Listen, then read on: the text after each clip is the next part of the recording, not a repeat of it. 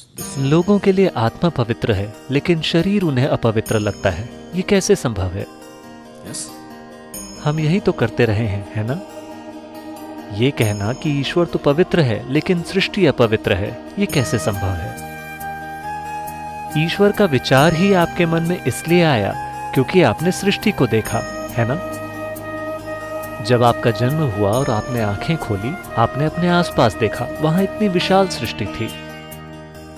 आपके यहां आने से पहले कितना कुछ हो चुका था। बेशक आपने तो ये सब नहीं रचा, इसलिए आपने सोचा कि इसका कोई ना कोई रचयिता होगा। इसी तरह आप सृष्टा तक पहुंचे, है ना?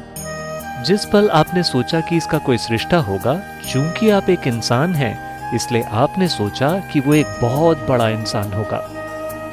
मेरे जैसा छोटा आदमी तो ये सब नहीं कर सकता। निश्चित रूप से वो एक बहुत बड़ा इंसान होगा। सिर्फ 2 हाथों से वो इतनी रचना कैसे कर सकता है? निश्चित रूप से उसके 8 हाथ होंगे। isn't it so? अगर आप एक भैंसा होते तो आप सच में ये सोचते कि भगवान एक बहुत बड़ा भैंसा होगा। Isn't it so? Yes or no? आप जाकर किसी भैंसे से पूछकर देखिए, वो आपसे यही कहेगा कि भगवान एक बहुत बड़ा भैंसा है, शायद 4 सींग वाला। You know Idi Amin? आपने ईदी अमीन के बारे में सुना है? युगांडा वाला। ईदी अमीन ने ऐलान किया कि भगवान काले हैं। मैं उससे सहमत हूं। अगर गोरों के भगवान गोरे हो सकते हैं तो कालों के भगवान काले क्यों नहीं हो सकते? पर वे दोनों ही भ्रम में हैं। हम जानते हैं कि भगवान सांवले हैं।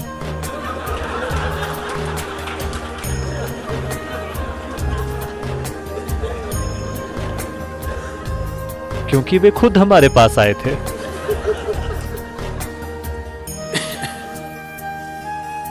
कुछ समय पहले मैं अमेरिका के नेशविल शहर में लोगों के एक समूह से बात कर रहा था और मैं उन्हें एक चुटकुला सुना रहा था।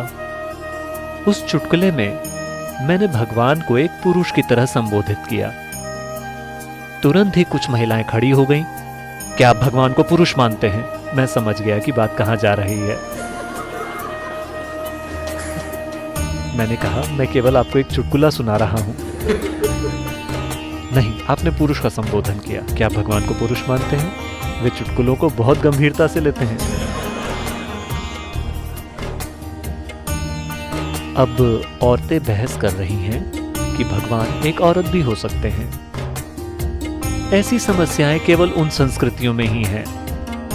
भारत में हमारे पास पुरुष भगवान, स्त्री भगवान, गाय भगवान, बंदर भगवान और हर आकार व प्रकार के भगवान पाए जाते हैं। रेंगने वाले, चलने वाले, उड़ने वाले, क्योंकि हमें भविष्य में आने वाली सभी समस्याओं का अंदाजा था।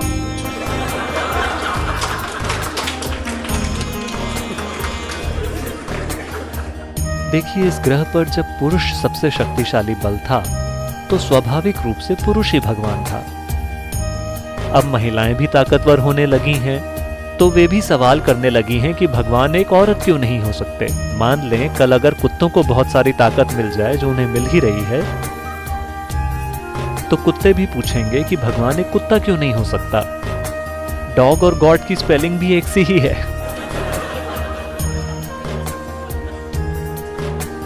आपकी तुलना में वो ज्यादा करीब लगते हैं, है ना?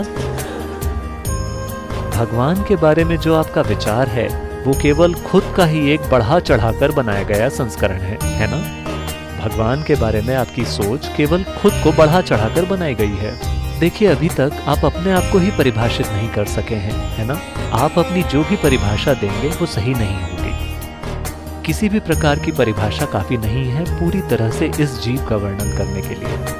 जब सृष्टि का ये छोटा सा टुकड़ा ऐसा है तो सृष्टि के स्रोत को आप कैसे परिभाषित कर सकते हैं? आप इसे न तो परिभाषित कर सकते हैं, ना ही इसे समझ सकते हैं। आप केवल इसमें विलीन हो सकते हैं। आप इसका अनुभव कर सकते हैं। आप इसे कभी जान नहीं सकते। आप इसे ज्ञान नहीं बना सकते। केवल आपको ईश्वर के बारे में जो भी ज्ञान है वो पूरी तरह बकवास है, सांस्कृतिक बकवास। जिस भी तरह की संस्कृति में आप हैं, आपका ईश्वर भी उसी तरह का होता है ना?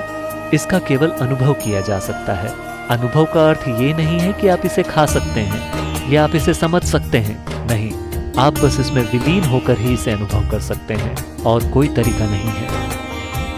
इसलिए हम केवल विलीन होने के उपाय तलाश रहे हैं ताकि हम उसे अनुभव कर सकें